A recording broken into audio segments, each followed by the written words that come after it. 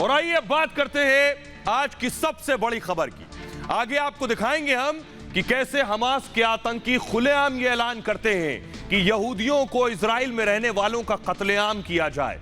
उसके बाद इजराइल उन पर यह हमला कैसे कर रहा है। लेकिन सबसे पहले आज की सबसे बड़ी खबर, मोदी को गिराने का फुल प्रूफ प्लान, देश को तोड़ने की नई टूल किट, ये आपको बताएंगे। लेकिन देखिए जरा, ये जो तस्वीरें हम आपको दिखाने जा रहे हैं, देश में जब एम्बुलेंस की लंबी लंबी लाइनें और कतारें लगी हुई थी, उस दरमियान कैसे लोग दरअसल साजिश की तैयारी कर रहे थे। तस्वीरें यहां अगर मैं दिखाऊं, ये देखिए एम्बुलेंस की लंबी कतारें जो आपको नजर आ रही हैं, यहां से वहां तक गिनिए जरा।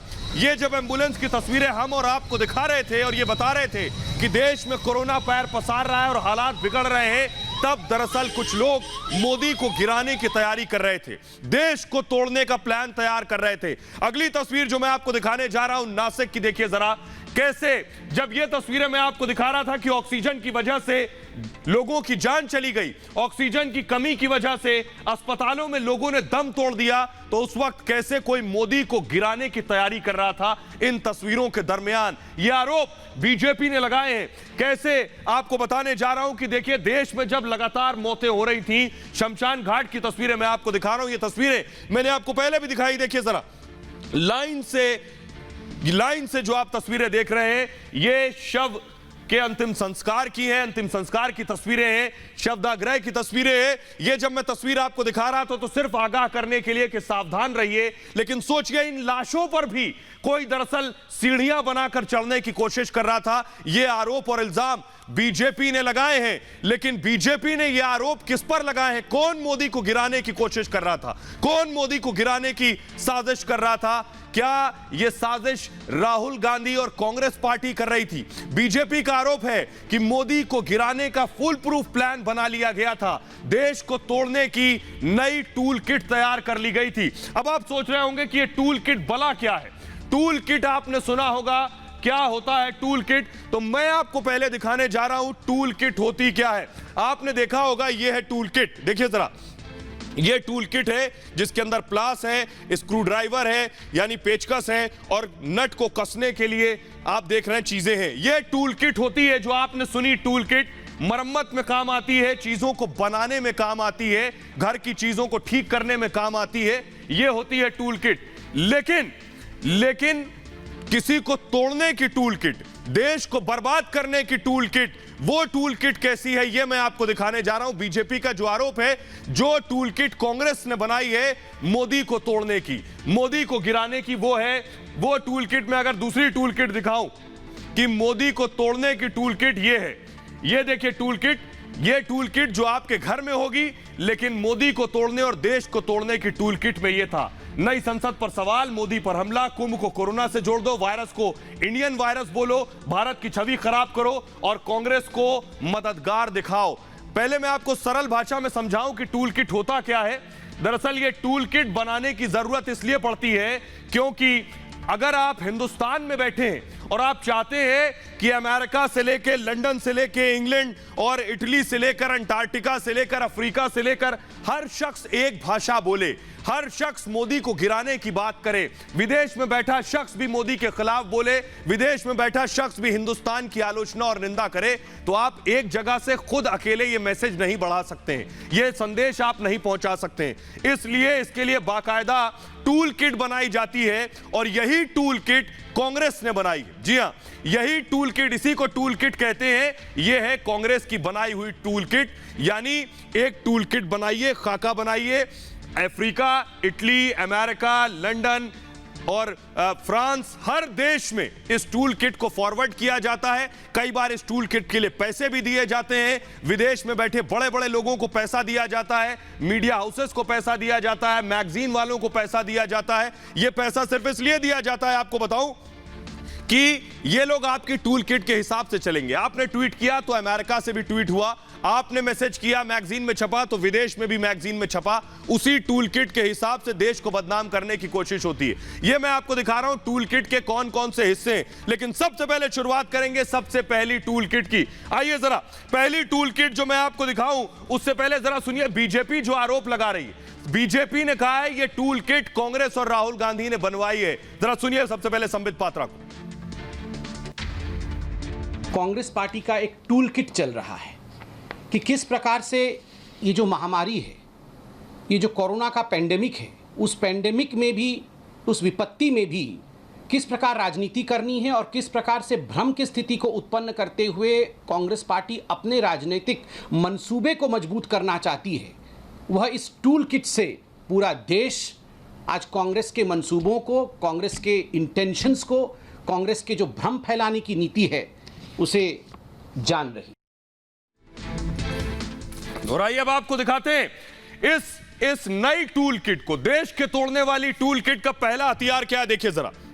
पहला हथियार यह है कि मोदी पर हमला करो, किसी भी तरह मोदी बख्शने ना पाए, मोदी बचने ना पाए, मोदी पर हमला करो। पहली बात यह कि क्या करके, यानी सुबह उठो मोदी पर टारगेट करो, सुबह उठो मोदी पर आरोप लगाओ। टूल किट का पहला हथियार था मोदी पर हमला। और हथियार का सबूत मैं आपको दिखाता हूं कि कैसे कैसे मोदी पर हमला किया जा रहा था। राहुल गांधी हर सुबह उठकर क्या कर रहे थे, देखिए जरा। राहुल गांधी हर सुबह उठकर एक ट्वीट कर रहे थे। यह दरअसल इस टूल किट का हिस्सा था। यह बीजेपी का आरोप है। जो आरोप बीजेपी ने लगाए वो सबूत के साथ मैं आपको दिखा रहा हूं। राहुल गांधी सुबह उठकर ट्वीट कर रहे थे कि कोविड की दूसरी लहर का चौथा सप्ताह आ गया। राहुल गांधी लिख रहे थे इसके आगे 2 लाख से ज्यादा मृतक, जवाबदेही जीरो। यानी राहुल गांधी मोदी पर हमला कर रहे थे। कर दिया सिस्टम ने आत्मनिर्भर, और देश को आत्मनिर्भर भारत बनाने के मकसद को भी राहुल टारगेट कर रहे थे। यह टूल किट का पहला हथियार था। आइए अब आपको दिखाते टूल किट का अगला हथियार मैं आपको दिखाऊं। उससे पहले राहुल गांधी का एक और ट्वीट आपको दिखाता हूं। राहुल गांधी लिख रहे थे, सिर्फ यही नहीं रुके, रोज एक ट्वीट करके लिख रहे थे कि कोविड की ना टेस्ट है ना हॉस्पिटल में बेड है। राहुल लिख रहे थे ना टेस्ट है ना हॉस्पिटल में बेड है, ना वेंटिलेटर है, ना ऑक्सीजन है। राहुल गांधी प्रधानमंत्री पर सवाल उठाते हुए लिख रहे थे वैक्सीन भी नहीं है, बस एक उत्सव का ढोंग है। यानी पहले आत्मनिर्भर को पर सवाल उठा रहे थे, आत्मनिर्भर भारत पर, उसके बाद वैक्सीन उत्सव पर सवाल उठा रहे थे। यह उस टूल किट का हिस्सा था। आइए अब आपको दिखाते हैं दूसरा हथियार क्या था। टूल किट का दूसरा हथियार, देश को तोड़ने का दूसरा हथियार आपकी टेलीविजन स्क्रीन पर है। देश की छवि खराब करो, यह इस टूल किट का हिस्सा था। और यह टूल किट पूरी दुनिया में फैला दी गई थी, कैसे टारगेट करना है। दुनिया की जो मैगजीन थी ये मोदी के खिलाफ लिख रही थी। दुनिया की मैगजीन एक साथ कैसे देश को टारगेट कर रही थी, ये आपको सोचना पड़ेगा। कैसे दुनिया की मैगजीन के निशाने पर सिर्फ और सिर्फ प्रधानमंत्री मोदी थे, ये ऐसा ही नहीं हो रहा था। बाकायदा इस नई टूल किट का हिस्सा था जो पूरी दुनिया में फैलाई गई। उसके बाद मैगजीन ने इसे छापना शुरू किया। आइए इसका उदाहरण सबसे बड़ा मैं आपको देने जा रहा हूं, वो देखिए जरा। आपके सामने देखिए कौन सी मैगजीन क्या लिख रही थी मोदी के बारे में। इससे आप समझ सकते हैं कि टूल किट का हिस्सा था। टाइम मैगजीन देखिए क्या लिख रही थी। टाइम मैगजीन हिंदुस्तान को नरक बता रही थी। टाइम मैगजीन कह रही थी ये नरक है। न सिर्फ टाइम मैगजीन, उसी दरमियान दूसरी मैगजीन क्या लिख रही थी, देखिए जरा। दूसरी मैगजीन लिख रही थी, द गार्डियन लिख रही थी, अति आत्मविश्वास में हालात बदतर हो गए। यानी सीधा सीधा मकसद था मोदी को टारगेट करना। द गार्डियन ये लिख रही थी। तीसरा हथियार मैं आपको आइए दिखाता हूं। तीसरा हथियार क्या था देश को तोड़ने का इस नई टूल किट का। तीसरा हथियार आपकी टेलीविजन स्क्रीन पर है। महामारी में मोदी गायब, कि मोदी को बार बार गायब बताओ। ये बताओ कि प्रधानमंत्री नरेंद्र मोदी कहीं दिख ही नहीं रहे। आइए आपको दिखाते राहुल गांधी क्या कह रहे थे इसके जरिए। राहुल गांधी क्या कह रहे थे, राहुल गांधी कहना चाह रहे थे मोदी को गायब दिखाने के जरिए लगातार ट्वीट कर रहे थे। दरअसल ये टूल किट का हिस्सा था। राहुल का ट्वीट देखिए, वैक्सीन, ऑक्सीजन और दवाओं के साथ साथ प्रधानमंत्री भी गायब हैं। ये जो गायब लिखना है ये उसी टूल किट का हिस्सा है। बचे हैं तो बस सेंट्रल विस्टा, दवाओं पर जीएसटी और यहां वहां पीएम के फोटो। ये जो राहुल का ट्वीट है, क्या ये उसी टूल किट का हथियार है? आइए मैं आपको दिखाऊं। राहुल गांधी कह रहे हैं प्रधानमंत्री गायब थे, लेकिन तस्वीर देखिए जरा। प्रधानमंत्री लगातार बैठकें कर रहे थे, हाई लेवल मीटिंग कर रहे थे। देश में ऑक्सीजन की स्थिति सामान्य हो जाए, देश में दवाओं की स्थिति सामान्य हो जाए, देश में हॉस्पिटल की स्थिति सामान्य हो जाए, इस पर लगातार बैठकों का दौर जारी था। प्रधानमंत्री ये कर रहे थे, लेकिन राहुल गांधी का कहना है कि वो गायब हैं। ये उस टूल किट का हिस्सा था क्या? आइए आपको दिखाते हैं एक और टूल किट का अगला हथियार क्या था। टूल किट का अगला हथियार कि शमशान, ये देखिए जरा, शमशान की तस्वीरें हम आपको दिखा रहे हैं। ये जो मैंने आपको दिखाया, दरअसल इन शमशान की तस्वीरों के जरिए, शमशान का अगर मैं ग्राफिक्स दिखाऊं, टूल किट का हिस्सा था शमशान शमशान के जरिए देश को बदनाम करो। टूल किट का हिस्सा था शमशान के जरिए देश को बदनाम करो। आइए आपको दिखाते हैं। वॉल पे अगर मैं आपको दिखाऊं, ये देखिए टाइम मैगजीन पर मैं आपको कवर पेज दिखा रहा हूं। उन्होंने भारत के शमशान को दिखाया इस कवर पेज पर। यह उस टूल किट का हिस्सा था, यानी शमशान को दिखाना यह टूल किट का हिस्सा है, जो पहले मैंने आपको बताया बाकायदा यह तैयार किया गया, जिससे मैगजीन हिंदुस्तान की छवि खराब करने लगे, मोदी को निशाना बनाने लगे। राहुल गांधी ये यही नहीं रुके। राहुल गांधी का अगर मैं आपको ट्वीट दिखाऊं इसी वॉल पर, राहुल गांधी क्या ट्वीट कर रहे हैं देखिए जरा। राहुल गांधी भी इस दरमियान ट्वीट कर रहे हैं, शमशान और कब्रिस्तान दोनों जो कहा सो किया। सोचिए इस दौर में जब देश को सहानुभूति की जरूरत है, देश को संवेदना की जरूरत है, इतना संवेदनहीन ट्वीट। शमशान और कब्रिस्तान दोनों जो कहा सो किया, यानी टारगेट प्रधानमंत्री को, और टाइम मैगजीन उस जरिए से सीधे सीधे देश को निशाना बना रही थी। अगला आपको दिखाते हैं टूल किट का अगला हथियार। देखिए जरा, आइए टूल किट का अगला हथियार कैसे, ये देखिए टूल किट का अगला हथियार कि मोदी पर जुमलेबाजी करो, मोदी पर जितना टारगेट कर सकते हो जुमलों के जरिए करो। और ये टारगेट कैसे हो रहा था ये आपको दिखाते हैं। राहुल गांधी लगातार ये टारगेट कर रहे थे। कैसे कर रहे थे राहुल गांधी ये टारगेट, मैं बताऊं। दरअसल ये उस टूल किट का हिस्सा था। राहुल गांधी रोज एक ट्वीट कर रहे थे। इन ट्वीट्स में प्रधानमंत्री नरेंद्र मोदी पर निशाना है, देश की हालत, देश की छवि को अंतरराष्ट्रीय प्लेटफॉर्म पर खराब करना है, बीजेपी का आरोप है। राहुल ट्वीट कर रहे थे, न वैक्सीन न रोजगार, जनता झेले कोरोना की मार, बिल्कुल फेल मोदी सरकार। क्या यह उसी टूल किट का हिस्सा है? बीजेपी बार बार यह सवाल पूछ रही है। आइए अब आपको बताते हैं एक और हथियार, अगला हथियार देखिए। टूल किट का अगला हथियार जो मैं आपको दिखाने जा रहा हूं वो अगला हथियार है कुंभ में कोरोना से, कुंभ को कोरोना के साथ जोड़ दो। यानी बार बार सनातन धर्म पर टारगेट करो, कुंभ पर हमला करो, बताओ कि कुंभ की वजह से ही कोरोना फैला। यहां पहुंचने वाले जो लोग थे, जो संत थे, वो बाकायदा आरटीपीसीआर नेगेटिव रिपोर्ट लेकर पहुंच रहे थे। बहरहाल लेकिन मकसद था इसको टारगेट करना, न सिर्फ राहुल गांधी अकेले बल्कि इसके जरिए कैसे विदेशी मीडिया मैगजीन्स टारगेट कर रही थी कुंभ को। जरा वो मैं दिखाऊं आपको कैसे विदेशी मीडिया टारगेट कर रही थी। आइए मैं आपको बताने जा रहा हूं क्या लिख रहे थे कुंभ के खिलाफ। देखिए जरा, कुंभ के खिलाफ विदेशी मीडिया क्या लिख रही थी ये मैं आपको बताता हूं। विदेशी मीडिया क्या लिख रही, देखिए जरा। अल जजीरा लिख रहा है, मोदी ने कोरोना के बावजूद कुंभ रोकने से मना कर दिया। ऐसा प्रधानमंत्री ने कब किया कि कुंभ रोकने के बावजूद मना कर दिया? और प्रधानमंत्री ने तो कुंभ के लिए यहां तक कहा कि इसे सांकेतिक कर दो और उसके बाद धीरे धीरे खत्म कर दो। लेकिन देखिए विदेशी मीडिया में क्या छप रहा था, कुंभ से कोरोना बेकाबू हो गया, ये वॉशिंगटन पोस्ट लिख रहा है। और इसके बाद संसद पर सवाल उठाए जाने लगे कि संसद पर आखिर संसद क्यों बन रहा है। यह भी उस टूल किट का हिस्सा है, यानी वो जो टूल किट देश को तोड़ने और मोदी को गिराने के लिए बनाई गई उसका हिस्सा है। संसद पर सवाल, नई संसद बन रही है, देश को गर्व और फख्र है इस नई संसद के बनने पर, लेकिन बार बार इसे टारगेट करो। और ये टारगेट सिर्फ इतना ही टारगेट नहीं होना था, इसके आगे मैं आपको बताऊं, इसके आगे राहुल गांधी क्या कुछ सेंट्रल विस्टा के बारे में लिख रहे हैं जरा देखिए।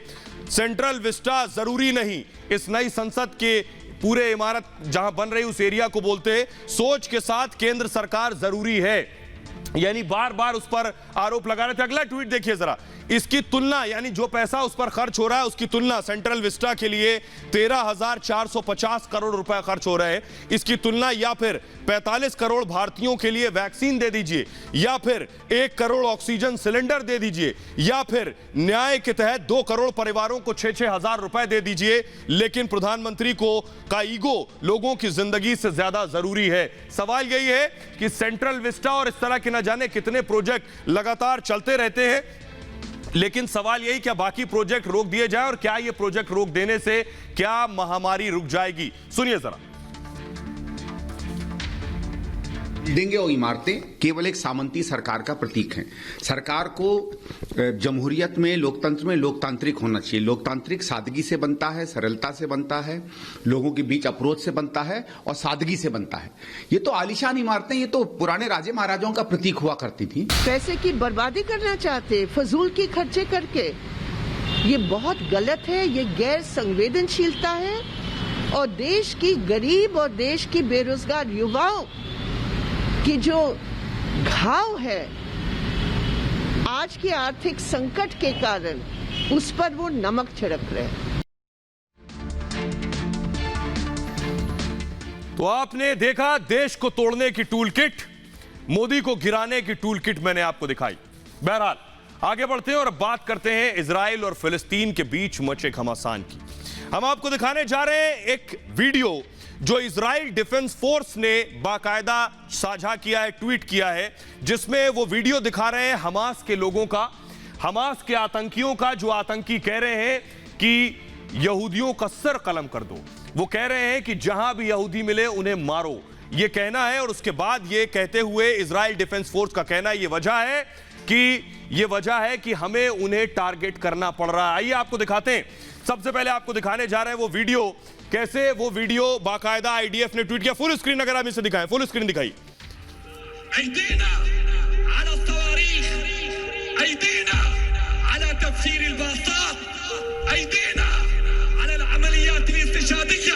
خلاص يا 7 مليون فلسطيني برا بكفيكم تسخين في عندكم يهود في كل مكان يجب ان نهجم على كل يهودي متواجد في الكرة الارضية ذبحا وقتلا باذن الله سبحانه وتعالى. من البحر الى النهر ولن نعترف باسرائيل. اللهم عليك باليهود ومن والاهم، اللهم عليك بالامريكان ومن والاهم، اللهم احصهم عددا واقتلهم بددا ولا تغادر منهم احدا. وبدنا اياكم يا اهل القدس بالسكاكين امعطوا رقاب اليهود كلها يتقف على العرق. اما نحن هنا في غزه فلن يلقوا منا الا البارود والنار، لن يجدوا منا الا الشهاده، لن يجدوا منا الا الموت والقتل. तो ये जो आप हमास के आतंकियों को सुन रहे थे, वो दरअसल सीधे सीधे इजराइल को चुनौती दे रहे थे कि हम आपको बख्शेंगे नहीं, हम आपके लोगों को मारेंगे। और यही वजह है कि इजराइल हमास को निशाना बना रहा है। तस्वीरें हम आपको दिखा रहे हैं। हमास के 3 ठिकानों पर ये धमाके किए इजराइल ने। ये जो आप देख रहे हैं, रात के वक्त ये धमाके हुए। फुल स्क्रीन अगर ये तस्वीरें दिखाऊं, इजराइल का ये हमास पर हमला है। इस तरह की तस्वीरों के बाद इजराइल का कहना है कि वो भी बख्शने के मूड में नहीं है, वो भी आर पार की लड़ाई के लिए तैयार हो चुका है। और ये वीडियो जो हम आपको दिखा रहे हैं, ये देखिए, इजराइल ने हमास पर एक के बाद एक 3 हमले किए हैं, 3 धमाके किए हैं। इन 3 धमाकों की तस्वीरें हम आपको दिखा रहे हैं। रात के वक्त की तस्वीरें हैं। हमास आतंकियों पर ये हमले किए गए, इसमें कई कमांडर्स की जान चली गई है, ये जानकारी मिल रही है। पूरा हमास गाजा इन धमाकों की गूंज से दहल रहा है। रात के वक्त ये इजराइल ने एयर स्ट्राइक की है, वो तस्वीरें हम आपको दिखा रहे हैं। इजराइल के हमले की तस्वीरें आप देख रहे हैं, किस तरह इजराइल ने ये हमला किया हमास पे। आइए एक और तस्वीर आपको दिखाते हैं। एक और तस्वीर हम दिखाने जा रहे हैं आपको कि हमास के कमांडर्स पर हमला हुआ दिन की तस्वीरें अगर आप देखिए, ये जो तस्वीर मैं आपको दिखा रहा हूं, ये देखिए, यहां धुआं उठता दिख रहा है। बताया जा रहा है हमास का कमांडर यहां रह रहा था, यहां हमास के कमांडर रह रहे थे, उनको टारगेट किया है और उन पर हमला किया गया है।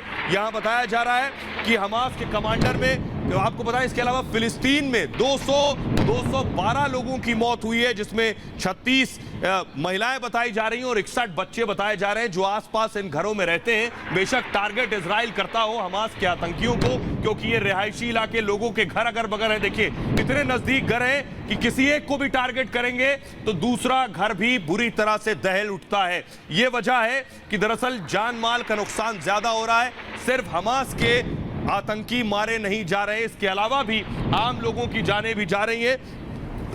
लगभग 212 फिलिस्तीनियों की जानें गई हैं, जिसमें 60 से ज्यादा बच्चे शामिल हैं। अगली तस्वीर मैं आपको दिखाने जा रहा हूं, देखिए जरा, ये हमास के कमांडर के घर तबाह हुए हैं, वो तस्वीरें हम आपको दिखा रहे हैं। ये देखिए, ये रात का वक्त है, जिस वक्त लड़ाकू विमान ने टारगेट किया है, और लड़ाकू विमान ने टारगेट करने के बाद सीधे यहां जैसे ही रॉकेट दागा है और पूरा घर तबाह हो गया। फुल स्क्रीन अगर ये तस्वीरें हम दिखा सके दर्शकों को, देखिए जरा, ये हमास के कमांडर्स रह रहे थे। हमास के आतंकी दरअसल खुद फिलिस्तीनियों के बीच में रहते हैं, घरों में रहते हैं अगल बगल, और इसलिए मुश्किल इजराइल के लिए ये होता है कि उन्हें कैसे टारगेट किया जाए। ये देखिए जरा, रात के वक्त ये हमला किया और उसके बाद देखिए जोर का धमाका जो आपको सुनाई दे रहा है। वो धमाके के पीछे वजह यह कि एयरक्राफ्ट वहां पहुंचा है, लड़ाकू जहाज ने, जंगी जहाज ने वहां जाकर रॉकेट दागा, और उसके बाद इजरायली कमांडर बताया जा रहा है वो मार गिराया गया है इस हमले में।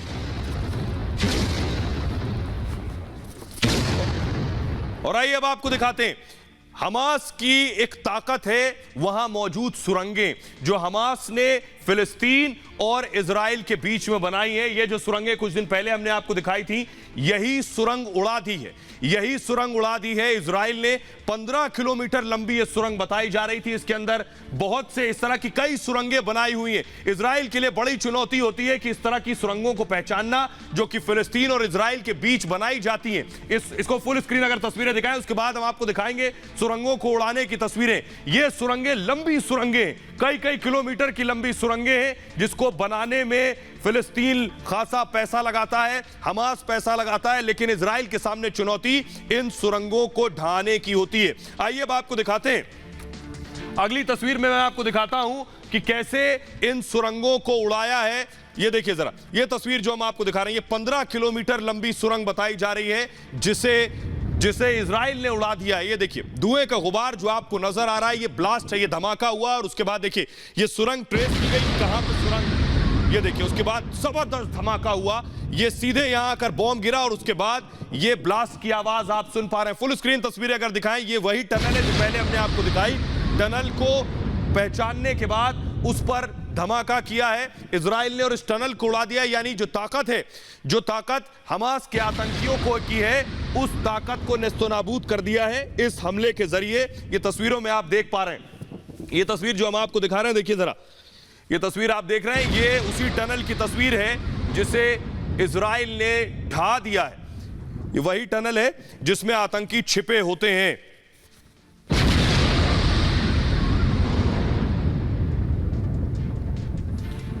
और आइए अब आपको दिखाते हैं कि आयरन डोम जो है, आयरन डोम की तस्वीर जो हम आपको दिखाने जा रहे हैं। ये तस्वीर, ये जो आप देख रहे हैं, ये आयरन डोम की है, इजराइल का आयरन डोम जो इजराइल में जगह जगह मौजूद है, और जैसे ही हमास की तरफ से रॉकेट दागा जाता है, ये एक्टिव हो जाता है। ये मैं आपको आगे दिखाऊंगा, जब सायरन पर पूरी स्टोरी मैं आपको दिखाऊंगा, तब ये आयरन डोम की तस्वीरें महत्वपूर्ण है। लेकिन फिलहाल आपको दिखाता हूं मैं लेबनान की तस्वीरें दिखाने जा रहा हूं। लेबनान ने भी हमला कर दिया इजराइल पर। जी हां, बड़ी खबर यह है, न सिर्फ हमास यानी फिलिस्तीन हमला कर रहा है, लेबनान ने भी रॉकेट दाग दिए हैं। वो तस्वीरें मैं आपको दिखाने जा रहा हूं। लेबनान ने हमला किया, लेबनान ने रॉकेट जरूर दागे, लेकिन खबर यह है कि 6 रॉकेट दागे हैं, 6 के 6 रॉकेट लेबनान में ही गिर गए, लेबनान में ही फूट गए, और उन्हीं का नुकसान हुआ है। ये देखिए, ये जो हम आपको दिखा रहे हैं, फुल स्क्रीन जरा तस्वीरें दिखाएं। इजराइल से ठीक लगा हुआ जो मुल्क है वो लेबनान है। लेबनान इससे पहले भी कड़ा रुख अख्तियार कर चुका है फिलिस्तीन को लेकर, लेकिन लेबनान ने भी गुस्से में इजराइल पर ये रॉकेट दागे, लेकिन ये रॉकेट जाकर गिर गए खुद लेबनान में। आइए अब आपको जल्दी से मैं बता दूं कि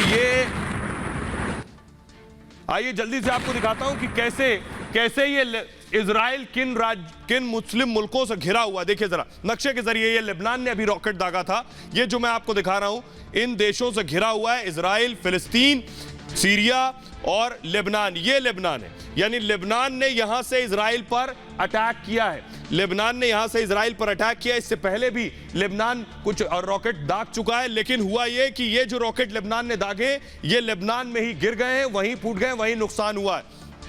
लेकिन फुल स्क्रीन अगर दिखाइए इसको एक बार कि लेबनान ने जब रॉकेट दागे उसके बाद हुआ क्या, वो तस्वीर भी मैंने आपको दिखाई कि फुल स्क्रीन अगर इसको हम दिखाएं कि कैसे, देखिए जरा, कैसे लेबनान ने दागे हैं रॉकेट, लेबनान ने इजराइल पर ये रॉकेट दागे हैं। देखिए ठीक लगा हुआ मुल्क है लेबनान इजराइल से, और लेबनान ने रॉकेट दागा है। इससे पहले सीरिया ने भी, आपको बताएं, सीरिया ने भी रॉकेट से हमला किया था इजराइल के ऊपर, क्योंकि अगल बगल अरब मुल्क हैं और वो लगातार इजराइल पर दबाव बना रहे हैं। लेकिन आइए अब आपको एक चीज मैं बताने जा रहा हूं कि जो फिलिस्तीन और इजराइल के बीच में जो जंग चल रही है, जो हालात खराब चल रहे हैं, इसके पीछे बहुत से लोग बहुत सी बातें कर रहे हैं। लेकिन एक और नैरेटिव, एक और बात जो निकलकर सामने आ रही है वो ये कि क्या फिलिस्तीन के अंदरूनी हालात और इजराइल के अंदरूनी हालात, इन दोनों के बीच जंगों के पीछे वजह है। आज हम आपको यही बताने जा रहे हैं कि फिलिस्तीन और इजराइल इसलिए लड़ रहे हैं क्योंकि फिलिस्तीन के खुद के हालात ठीक नहीं है, इजराइल में भी हालात कुछ गड़बड़ हैं, इसलिए जंग दोनों की पॉलिटिकल लीडरशिप के लिए जरूरत थी। देखिए रिपोर्ट।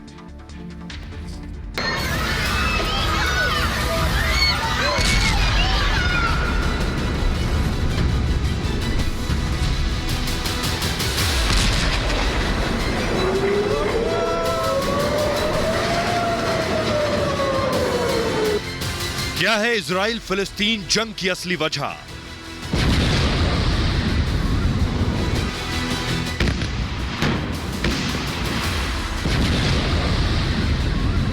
अचानक क्यों रॉकेट और मिसाइल दागे जा रहे हैं?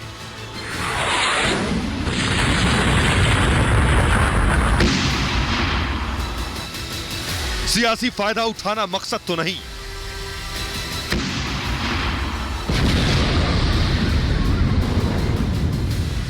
शांति की अपील का क्यों नहीं हो रहा असर?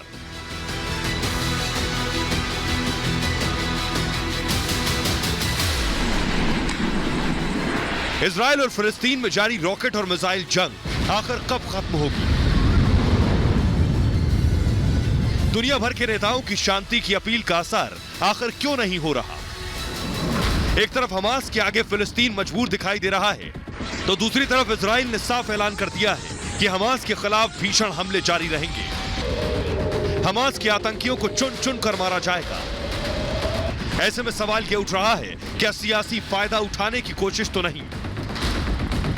दरअसल फिलिस्तीन के राष्ट्रपति महमूद अब्बास को हार का डर सता रहा है। इसकी वजह है फिलिस्तीन में हमास का दबदबा बढ़ता जा रहा है। वहीं इजराइल के प्रधानमंत्री बेंजामिन नेतन्याहू के पास बहुमत नहीं है। नेतन्याहू पर इजराइल में भ्रष्टाचार के मामले भी चल रहे हैं।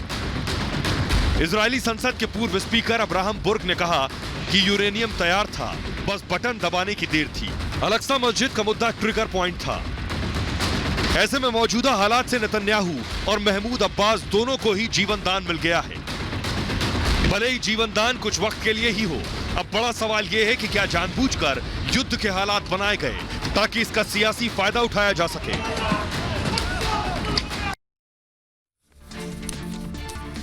तो आपने देख लिया कि दोनों के बीच क्या राजनीतिक स्थिति, राजनीतिक वजह है जो फिलिस्तीन और इजराइल आपस में लड़ रहे हैं। सोचिए, अब तक कई साल से सुकून था, एकाएक फिलिस्तीन ने पहला रॉकेट दाग दिया। फिलिस्तीन ने पहला रॉकेट क्यों दागा ये भी आपको बताऊंगा, और उसके बाद ये जंग में तब्दील हो गया। लेकिन फिलिस्तीन की हालत देखिए, पूरी तरह से तबाह और बर्बाद हो गया है। इमारतें ढह गई हैं, लोग बेघर हो गए हैं। ये फिलिस्तीन की तस्वीरें मैं आपको दिखा रहा हूं। देखिए, पूरी बड़ी इमारत जमींदोज हो गई है, परखच्चे उड़ गए। तस्वीरें आप देख रहे हैं। लोगों के पास कोई और विकल्प नहीं है। क्या लोग इस सियासत और राजनीति का शिकार हो रहे हैं, यानी हमास और वहां की लीडरशिप का शिकार हो रहे हैं लोग? लेकिन ये बेगुनाह लोग भुगतने को मजबूर हैं उनकी अपनी अंदर की लड़ाई की वजह से। आइए अब आपको बताते हैं, बड़ी बात मैं आपको बताने जा रहा हूं। इस लड़ाई के पीछे की वजह क्या है मैं आपको यह बताता हूं। सबसे पहले आइए कि कैसे आखिर क्या वजह है इस जंग के पीछे, क्योंकि फिलिस्तीन की हकीकत मैं आपको बताने जा रहा हूं। ये फिलिस्तीन के राष्ट्रपति हैं महमूद अब्बास। अंदर की हकीकत ये, क्या फिलिस्तीन इस वजह से लड़ रहा है, इसलिए पहला रॉकेट फिलिस्तीन ने दागा। 15 साल से फिलिस्तीन में चुनाव नहीं हुए, 15 साल से। इस बार चुनाव होने वाले थे, लेकिन इनकी हालत बहुत खराब है। राष्ट्रपति की अगर दोबारा चुनाव होते तो शायद नहीं आ पाते। 29 अप्रैल को चुनाव होना था, लेकिन हुआ क्या, राष्ट्रपति अब्बास को हार का डर सता रहा था। उससे पहले ही, उसके नजदीक आते ही देखिए गोला बारूद शुरू हो गया और मिसाइलें और रॉकेट चलने लगे। अब्बास ने चुनाव स्थगित कर दिया, यानी चुनाव का डर था। 15 साल से चुनाव नहीं हुए। क्या ये डर था? सरकार और हमास में मतभेद है, यानी जो लीडरशिप है उसमें और आतंकी संगठन हमास में आपस में मतभेद है। मतभेद इस बात को लेकर है कि लीडरशिप की मजबूरी है कि विकास करना फिलिस्तीन में, पैसा इकोनॉमी में लगाना, रोजगार में लगाना। लेकिन हमास क्या चाहता है? हमास चाहता है कि जंग में पैसा लगाया जाए, जंग पर केंद्रित हुआ जाए।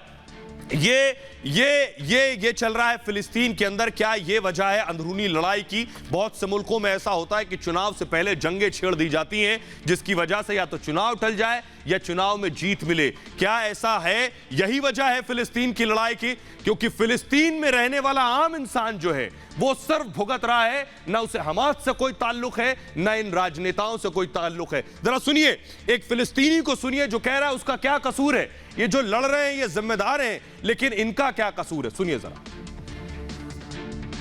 الكهرباء فيش بتيجي ساعة وبتقطع، يعني فيش لازمنا نشغل على خط المولي والاسلاك رايحة، فيش عندنا كهرباء ولا في عندنا نت ولا في عندنا مية ولا في عندنا أي شيء. وش بدنا نعمل؟ يعني هذا زلمة عمره 81 سنة، إيه كان هنا الحيطة ضربت الشباك ضرب عليه، أنا كنت نايم جنبه الحيطان كلها وقعت علينا، الثلاجة طار علينا. لما قمت أنا صحيته، هو هذا بيعرف يرمي صواريخ، هو هذا بيعمل، ما هذا مدني، هذا من بير في السن، إيش بده يعمل أنتوا تضربوا في حق المدنيين. और यही वजह क्या इजराइल में भी है?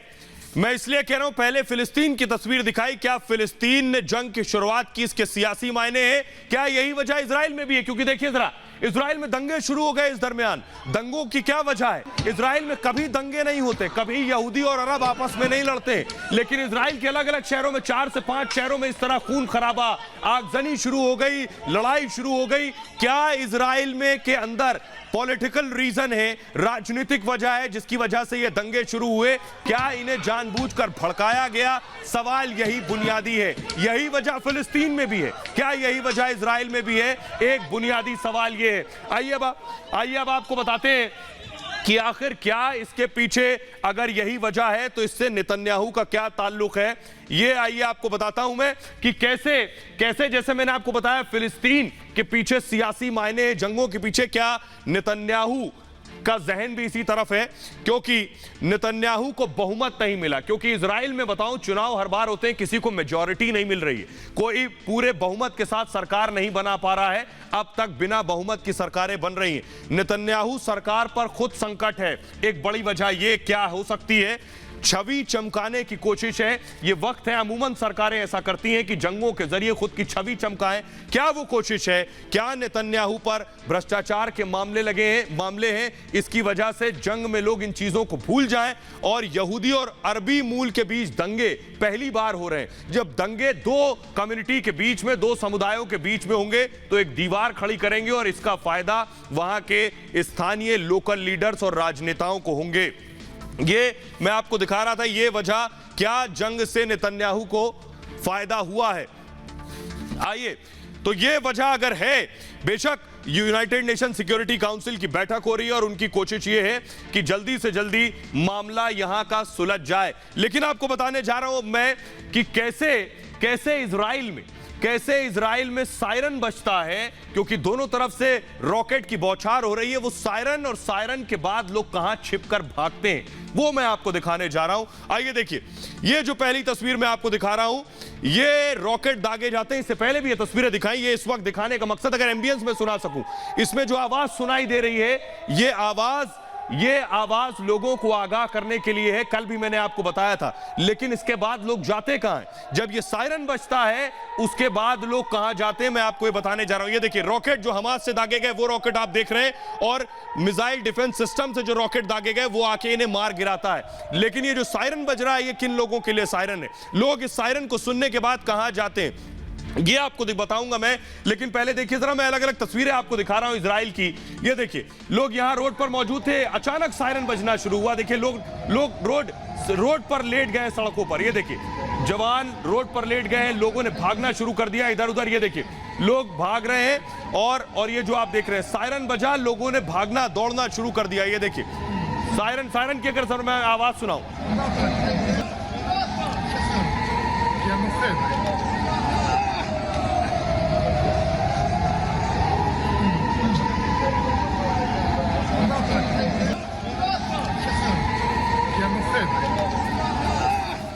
एक और तस्वीर मैं आपको दिखाने जा रहा हूं। इजराइल में यह आम बात है, बहुत आम बात है। ये देखिए, बीच पर लोग पहुंचे हुए, अचानक सायरन बजना शुरू हुआ। फुल स्क्रीन ये तस्वीरें दिखाई। अचानक सायरन बजना शुरू हुआ और लोग भाग खड़े हुए। देखिए जरा, सायरन बजा, बीच छोड़कर लोग भागे अपने अपने घरों की तरफ, अपनी अपनी गाड़ियों की तरफ। और भागे कहां? लोग बंकर में छुपते हैं। बंकर की तस्वीरें मैं आपको दिखाऊंगा, लोग कैसे भागकर बंकरों में छुप गए हैं, वो तस्वीरें भी आपको दिखाऊंगा। सायरन की आवाज आपको सुनाई दे रही है।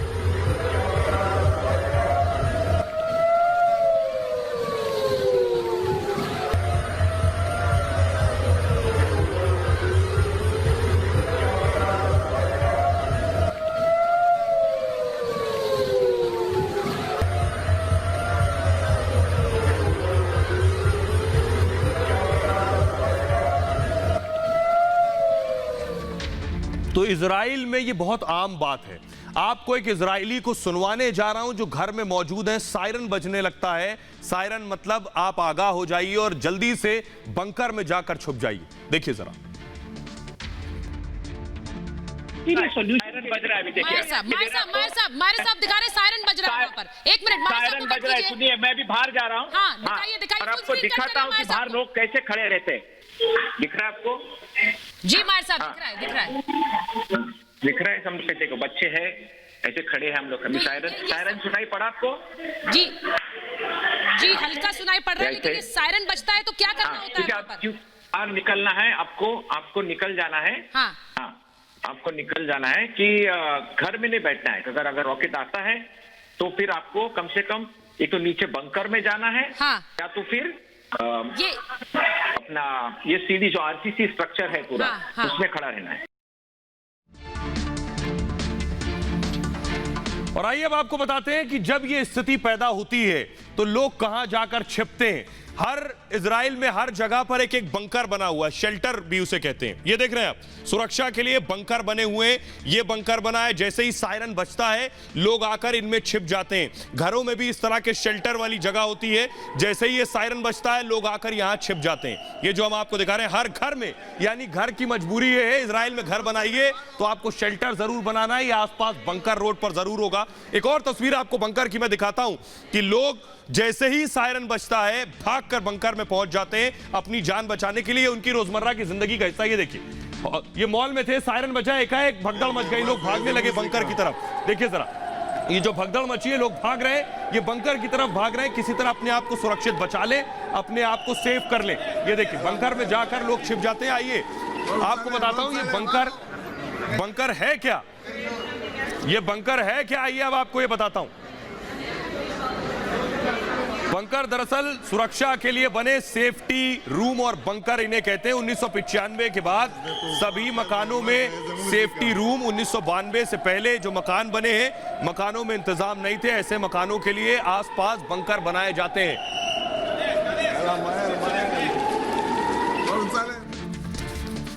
तो ये है इजराइल की फिलहाल हालात। अभी हालात सामान्य होते नजर नहीं आ रहे हैं। फिलहाल ये भारत की बात है। मैं इतना ही, अपना बहुत ख्याल रखिए। एक छोटे से ब्रेक के लिए रुक रहे हैं, लौट रहे हैं कुछ और बड़ी खबरों के साथ।